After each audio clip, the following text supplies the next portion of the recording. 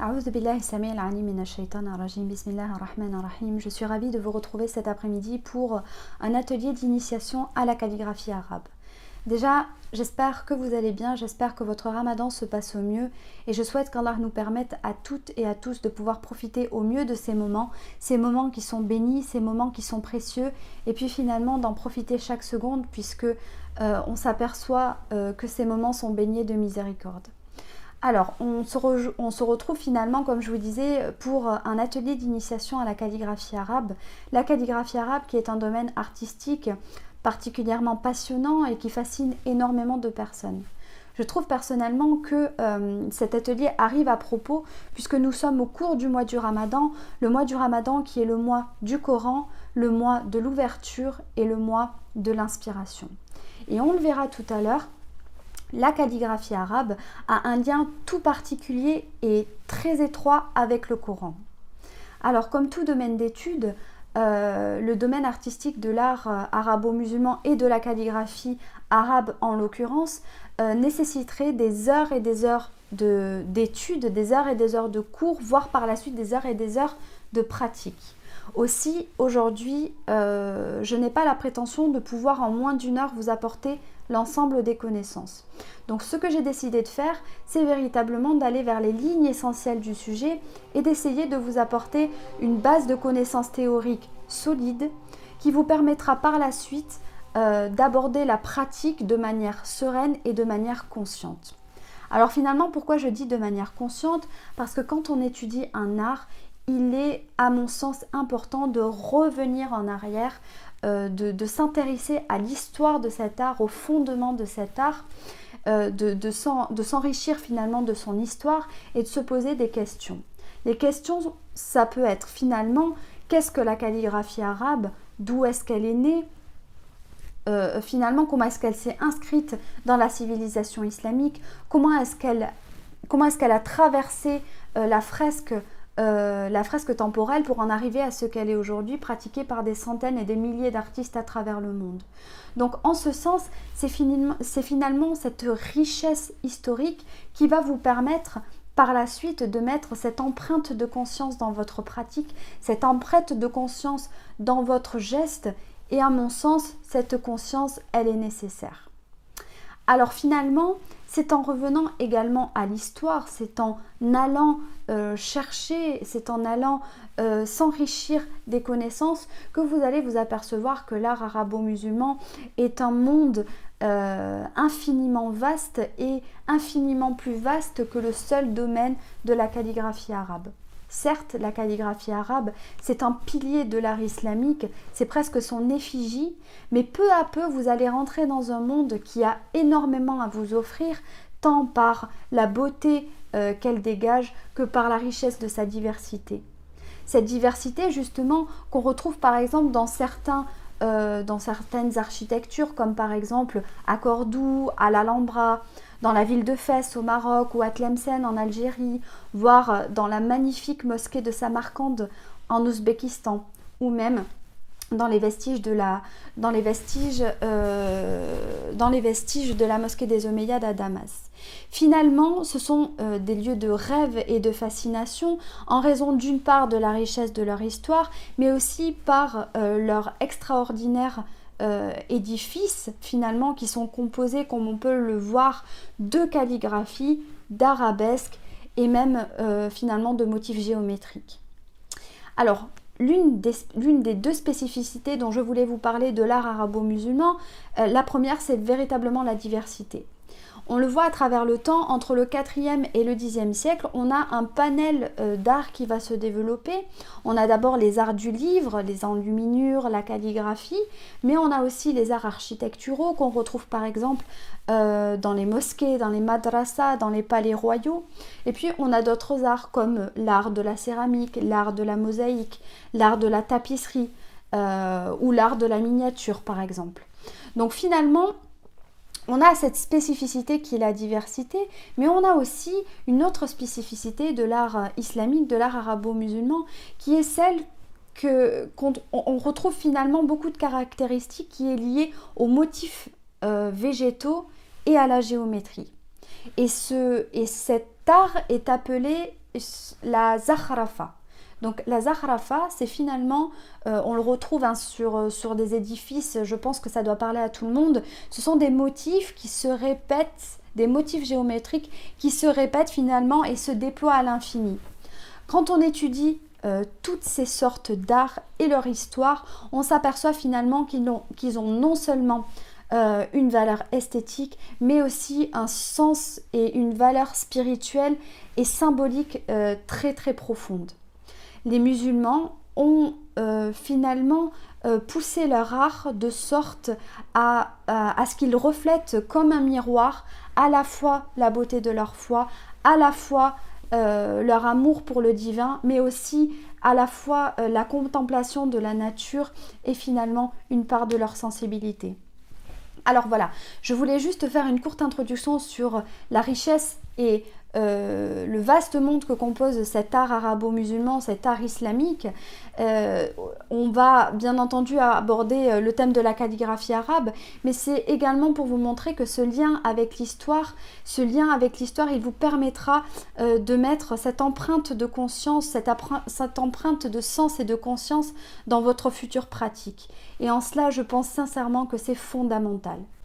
Alors, après cette courte introduction, qui n'était absolument pas courte mais qui était néanmoins nécessaire, on va rentrer finalement dans le vif du sujet. Alors comment je vais m'organiser? On va d'abord commencer par aborder un certain nombre de repères pour pouvoir commencer à aborder cet art. On va voir les différents styles de calligraphie arabe qu'il existe, on va voir leurs spécificités, on va voir leur inscription dans la fresque temporelle et civilisationnelle. Par la suite, j'aimerais bien évoquer avec vous un ou deux calligraphes parmi les plus emblématiques qui ont eu un large apport tant par leur créativité que par leur intelligence dans l'art de la calligraphie arabe. Et puis enfin, on abordera un certain nombre de questions qui finalement me sont posées presque tous les jours, qui sont assez récurrentes sur le thème de la calligraphie arabe en termes de pratique. Finalement, comment est-ce qu'on commence la calligraphie, quel matériel utiliser, par quel style doit-on utiliser, quel support, etc., etc. Donc en ce sens, on aura balayé un large panel de connaissances de base, bien qu'il y aurait beaucoup d'autres choses à dire, mais je pense que ça constitue tout de même des fondements qui sont nécessaires pour votre pratique plus tard. Alors finalement, qu'est-ce que la calligraphie arabe? La calligraphie arabe, elle est définie comme étant l'art du trait, l'art de la belle écriture. Alors on va le voir, c'est un art qui a de nombreuses variantes, mais aussi et surtout un remarquable impact visuel. Finalement, quand on observe et plus tard quand on pratique la calligraphie arabe, on s'aperçoit qu'il y a véritablement une architecture et presque un rythme de la lettre lors de l'écriture. C'est presque une géométrie et même une mathématique du geste qui en fait finalement toute son authenticité et toute son originalité. Alors, à la base, la calligraphie arabe, elle est née du livre. Quand je dis qu'elle est née du livre, c'est qu'elle est véritablement apparue lors de la recension du Coran sous forme de mushaf, sous forme de livre, par le calife Uthman radiyallahu anhu. Et depuis ce moment-là, elle n'a pas cessé d'évoluer au fil du temps. Alors, on peut se poser la question, est-ce que avant la recension du Coran, est-ce qu'il existait une écriture qui était utilisée par les Arabes? Quand on étudie la paléographie, ça veut dire l'histoire des écritures au fil du temps, on s'aperçoit qu'effectivement, jusqu'au 5e siècle, les Arabes utilisaient bien une écriture, mais finalement, cette écriture, elle n'avait pas d'intention artistique. Donc la calligraphie arabe, elle est véritablement née du Coran et elle a un lien tout particulier et très étroit avec lui. Le Coran, qui on le rappelle est le miracle de l'islam, il a été révélé en langue arabe et de ce fait, cette langue arabe a été considérée comme étant majestueuse. Et donc la calligraphie arabe a pour objectif de retranscrire de manière la plus parfaite possible ces versets bénis et ce livre finalement miraculeux. Alors, on va le voir, différents styles de calligraphie arabe se sont développés au fil du temps et vous l'avez certainement remarqué de votre côté, la calligraphie arabe n'a pas été utilisée seulement sur un support papier. On a eu différents supports qui ont été utilisés au fil du temps, notamment la pierre, le stuc, les mosaïques et même la céramique. Donc, la calligraphie arabe a un lien très très étroit au livre, mais aussi peu à peu elle s'inscrit dans une structure architecturale.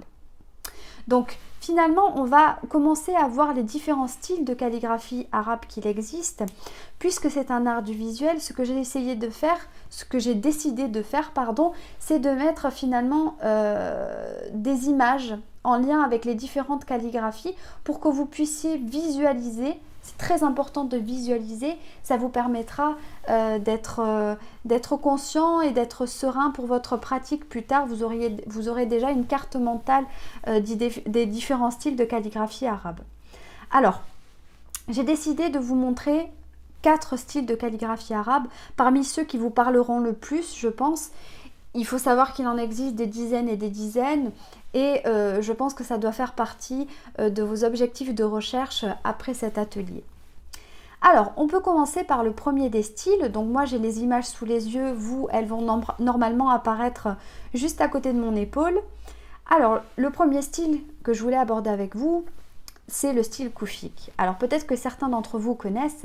Le style koufik, c'est une écriture arabe qui vient de la ville de Koufa, en Irak, où elle aurait, dit-on, été inventée. Donc c'est l'écriture la plus ancienne, en termes de calligraphie arabe. On remarque que les lettres, vous le voyez là sur le alif, les lettres sont rigides, elles sont assez carrées, elles peuvent s'inscrire dans des angles et comme vous pouvez le voir également, les lettres sont rigoureusement placées sur une même ligne horizontale, ce qui n'est absolument pas le cas d'autres styles en calligraphie, on le verra tout à l'heure. Alors, il faut savoir que les plus anciens Corans ont été écrits exclusivement avec cette écriture koufik. Et c'est très très intéressant d'aller voir dans les musées les Corans les plus anciens et on s'aperçoit que finalement c'est cette écriture qui est utilisée de manière absolument esthétique et vraiment très très originale. Donc cette écriture, elle est entrée également dans l'art architectural, notamment à l'époque des Omeyyades, et elle se maintient jusqu'au XIe siècle à peu près, puisque à partir du XIe siècle, elle est concurrencée par les écritures cursives. On le verra tout à l'heure. Les écritures cursives et les dérivés de cette écriture. Donc au départ, le koufik était très simple. Donc il n'y avait pas de voyelles. Comme vous pouvez le voir, c'était un koufik qu'on appelle koufik archaïque du coup. Et finalement, à partir du Xe siècle, on a de nouvelles variantes du koufik qui vont commencer à se développer. On commence à avoir des lettres, comme vous pouvez le voir, des lettres qui sont un peu plus étirées, un peu plus longues, et puis on a des motifs floraux qui commencent à s'inscrire dans les espaces vides. On a d'autres variantes du koufik qui commencent à émerger, comme par exemple le koufik tressé, le koufik géométrique ou le koufik fleuri. Celui que je voulais voir principalement avec vous, c'était le koufik carré. Donc, comme vous pouvez le voir, on a des mots qui sont disposés verticalement et horizontalement pour former des carrés. Alors sur cette image, comme vous pouvez le voir, alors il faut du temps pour essayer de déchiffrer, mais en partant du haut, vous voyez qu'il y a marqué Allah, juste en dessous, il y a marqué Bismi, donc on a Bismillah, juste en dessous, on a Ar-Rahman, et en dessous, on a Ar-Rahim. Donc personnellement, c'est une écriture que j'apprécie tout particulièrement parce qu'elle est très mathématique, elle est très géométrique et il faut une créativité et une intelligence de la part du calligraphe pour utiliser finalement cette variante du koufik. Vous avez ici une autre calligraphie, donc là on a le nom Allah subhanahu wa ta'ala. Alors, pour l'écriture de ce style de manière plus pratico-pratique. Là, je vous donne simplement des bases lorsque vous souhaiterez pratiquer. Donc, on utilise un qalem dont le bec finalement se met à 20 ou 30 degrés par rapport à l'horizontale. Donc là, c'est juste pour amorcer la pratique, pour vous donner un peu envie de débuter. Voilà, donc on a un angle très particulier par rapport à l'horizontale pour l'écriture du koufik avec un qalem. Alors, il faut savoir pour votre culture générale que peu à peu, il y a des maîtres en calligraphie au fil du temps qui commencent à apparaître et qui font l'objet de vénération. Et je voulais vous parler spécifiquement de 2 maîtres en calligraphie. Ils appartenaient à la dynastie abbasside. C'est Ibn Muqla et Ibn al-Bawwab. Alors, celui dont on se souvient le plus, et à juste titre, je vous conseille de vous intéresser à sa biographie, c'est Ibn Muqla. C'est de lui que provient l'écriture que l'on dit cursive et l'art de proportionner les lettres entre elles en les inscrivant dans un cercle dont le diamètre est la lettre alif. Donc ça paraît un petit peu compliqué comme ça, mais vous verrez qu'avec la pratique, vous commencerez à comprendre. Donc c'est lui qui est venu codifier, normer la calligraphie arabe d'une manière particulièrement intelligente, d'une manière très très harmonieuse. Ibn al-Bawwab, quant à lui, c'était son disciple. Donc finalement, on lui doit notamment un nombre incalculable de livres et de Corans qu'il a calligraphiés dans plusieurs styles de calligraphie. Et Ibn al-Bawwab, c'est lui notamment qui a ajouté un critère tout particulier à l'écriture. Il est allé au-delà de l'harmonie et il a cherché l'élégance. Voilà, donc c'est tout particulièrement intéressant. Et je vous conseille à juste titre de vous intéresser à la vie de ces 2 calligraphes. Ça peut mettre en lumière un sens très profond à votre future pratique. Alors, le deuxième des styles que je voulais voir avec vous, et je pense à juste titre, il va vous parler, puisque le livre, le Coran que vous lisez tous les jours, de manière générale, est écrit en écriture nasri, donc le style nasri. C'est une écriture cursive donc qui se développe à partir du Xe siècle, notamment par le biais du calligraphe Ibn Muqla. Donc vous voyez ici, il y a marqué Bismillah ar-Rahman ar-Rahim, donc je pense que ça doit parler à certains d'entre vous. C'est une écriture qui est énormément utilisée puisqu'elle a une clarté, une lisibilité et elle a d'abord été utilisée pour écrire les textes coraniques. On retrouve, comme vous pouvez le voir, des lettres qui sont souples, qui sont arrondies et, comme vous pouvez le constater, qui ne suivent pas la stricte horizontalité qu'on retrouvait dans le koufik.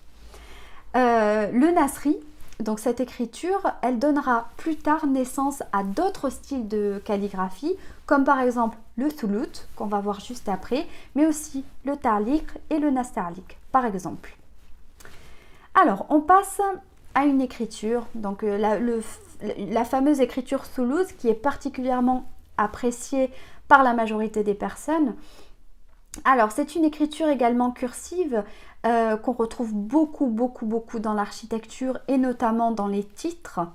Elle est dérivée du nasri, mais on remarque qu'elle s'en différencie par l'élongation exagérée de certaines lettres verticales, notamment, comme vous pouvez le voir, le alif, mais aussi le lem. On a un dessin qui est beaucoup plus sinueux et puis c'est une écriture qui est particulièrement élégante et très appréciée dans le monde. Alors la dernière écriture que je voulais vous présenter, c'est le Diwani. Alors c'est également un style qui est particulièrement apprécié et très pratiqué de nos jours et qui a, je trouve, une histoire particulièrement passionnante et je vous invite également à vous y intéresser. Au temps de la dynastie ottomane, on est vraiment au temps des Ottomans, la calligraphie a connu un essor. Vraiment, elle a été florissante et le Diwani, l'écriture Diwani, a commencé à apparaître.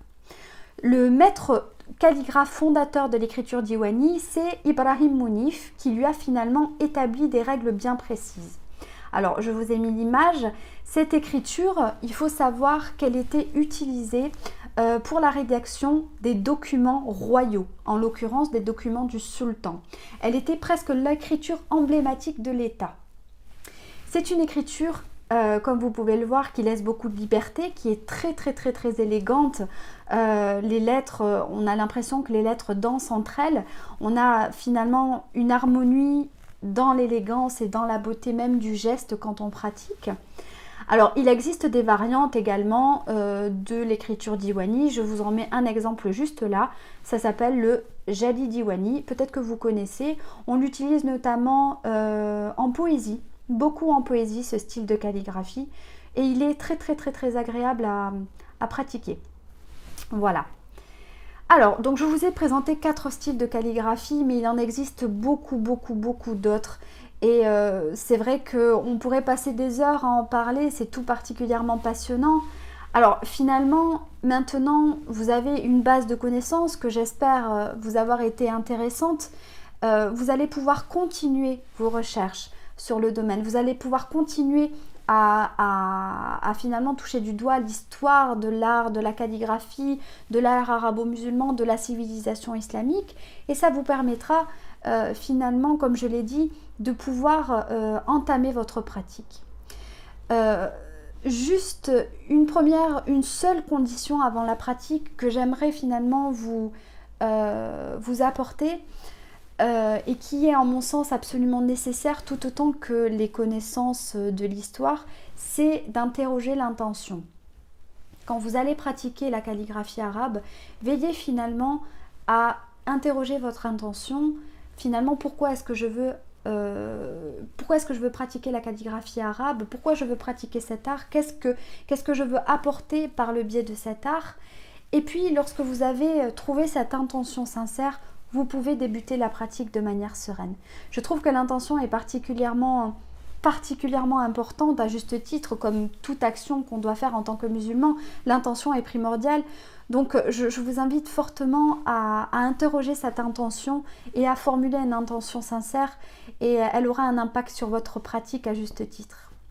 Alors, je vais essayer de balayer en large les différentes questions qu'on me pose régulièrement au sujet de la calligraphie arabe, au sujet du matériel. Donc, comme vous pouvez le savoir, on pratique la calligraphie arabe avec un qalem. Alors, entre parenthèses, je vous conseille sincèrement de ne pas opter pour la facilité, et à savoir le coloriage des lettres, par exemple. N'allez pas vers la facilité. Et vraiment, tournez-vous vers le côté traditionnel de cet art. Il est riche. Le côté traditionnel de cet art est vraiment riche, et il va beaucoup vous apporter, et en termes finalement même de satisfaction. Alors, comme vous le savez, la calligraphie arabe, on utilise un qalem, un matériel bien précis qu'on appelle un qalem. Donc ce qalem, je vous conseille sincèrement, en tant que débutant de la calligraphie, de le confectionner vous-même. Alors, il y a des tutos, vous allez en trouver partout, le fameux qalem en bambou. Confectionnez votre propre qalem. Je trouve ça très très intéressant pour les personnes qui s'initient au qalem d'utiliser leur propre matériel. Je trouve que c'est particulièrement intéressant, et je vous conseille sincèrement d'opter pour cette méthode. Alors ensuite, donc vous avez votre qalem, il vous faut de l'encre. Alors l'encre en calligraphie, il faut savoir que de manière historique et traditionnelle, les calligraphes fabriquaient eux-mêmes leur propre encre. Là encore, c'était très poétique, puisqu'ils parfumaient leur encre avec du musc, avec de l'eau de rose. Et c'était particulièrement intéressant, mais c'est assez fastidieux de produire soi-même sa propre encre. Donc je vous conseille d'acheter de l'encre à calligraphie totalement normale, ça fera vraiment l'affaire. Voilà, ne vous compliquez pas la vie. Associé à l'encre, donc il faut que vous connaissiez une méthode particulière. Donc les calligraphes utilisent ce que l'on appelle des fils de soie, donc aussi appelés lica. Donc ces fils de soie, on les met dans l'encrier. On met l'encre juste par-dessus, et puis finalement ces fils de soie vont aspirer l'encre, et avec votre qalem, quand vous allez tremper votre qalem dans l'encrier, votre qalem ne retirera juste ce qu'il faut d'encre. Donc l'Alika, c'est particulièrement important, ces fils de soie. Donc essayez de voir où est-ce que vous pouvez en trouver dans le e-commerce ou à l'étranger par exemple. Vous pouvez trouver de l'Alika et c'est assez intéressant. Cette technique est assez intéressante pour éviter que votre qalem ne bave sur votre support et finalement voilà, ça sera un petit peu plus simple pour vous. Alors, finalement, aujourd'hui, on ne va pas aborder la géométrie des lettres, mais la question qui se pose souvent, c'est par quelle écriture est-ce que je dois commencer à m'initier à la calligraphie arabe? Quel style est-ce que je dois commencer à étudier? Alors, il y a des avis qui divergent. Personnellement, avant de faire cette vidéo, j'ai interrogé mes amis calligraphes en leur demandant finalement qu'est-ce qu'ils préconiseraient en termes d'apprentissage, comment est-ce qu'ils ont eux-mêmes appris, comment est-ce qu'ils apprennent à leurs élèves. Et la majorité des avis a été de dire qu'il valait mieux commencer tout naturellement par un style très très simple. On ne l'a pas vu aujourd'hui, mais en l'occurrence le style Roka qui serait le style le plus facile. Je ne suis pas vraiment de cet avis, je le trouve particulièrement compliqué, mais c'est vrai que certaines personnes ont beaucoup de facilité avec ce style et finalement de s'initier avec ce style permettrait de donner confiance, de prendre confiance très très rapidement et puis finalement de continuer la pratique de manière totalement sereine. Alors, ça serait facilitant pour la suite. De mon côté, ma méthode est assez différente puisque, à mon humble avis, j'essaye d'initier les personnes en commençant par le style le plus compliqué. Le style le plus compliqué, à mon sens, c'est l'écriture Sulut, celui qu'on a vu tout à l'heure. Alors, en termes de règles, il apparaît véritablement que ce style est le plus compliqué. Finalement, je sais que c'est beaucoup de travail, je sais que c'est parfois décourageant au départ, mais commencer par ce style permet finalement de comprendre et de maîtriser tous les principes de la langue arabe d'emblée. Et je remarque par la suite que la maîtrise et l'acquisition des autres styles par l'initié, par la personne qui s'initie à la calligraphie arabe est beaucoup plus facilitée. C'est ce que j'ai remarqué. Donc finalement, on va dire que chaque avis se vaut et c'est vraiment personne dépendante et maître en calligraphie dépendant. Alors, encore une fois, je voulais ajouter aussi que la calligraphie arabe, elle s'apprend d'un maître à son élève. On dit toujours donc un maître en calligraphie avec son étudiant. Donc la notion de maître en calligraphie est particulièrement importante parce que non seulement le maître en calligraphie est là pour vous guider, pour vous accompagner, mais aussi et surtout, il est là pour vous corriger. Et vous le verrez avec le temps, vous le verrez que vous allez acquérir une expertise visuelle. Votre œil va s'aiguiser peu à peu avec la pratique. Vous allez vous rendre compte que vous allez finalement voir plus facilement les nuances dans l'écriture, les nuances dans les lettres. Et en ce sens, le maître en calligraphie a une expertise visuelle, une finesse visuelle qui lui permet de pouvoir vous corriger et donc ça vous permettra, vous, de vous améliorer et de perfectionner votre pratique par la suite. Voilà, donc j'ai essayé finalement de vous apporter les bases que je jugeais particulièrement essentielles pour des personnes qui veulent s'initier à la calligraphie arabe. J'espère que cet atelier sera un tremplin pour vous permettre de vous plonger dans cette riche expérience qu'est la calligraphie arabe, mais plus vaste, de manière plus vaste, le monde de l'art arabo-musulman. J'espère que ça vous permettra de vous y intéresser de manière plus consciente, de manière plus professionnelle. Et je vous souhaite finalement une bonne journée, une bonne fin de Ramadan et qu'Allah vous préserve.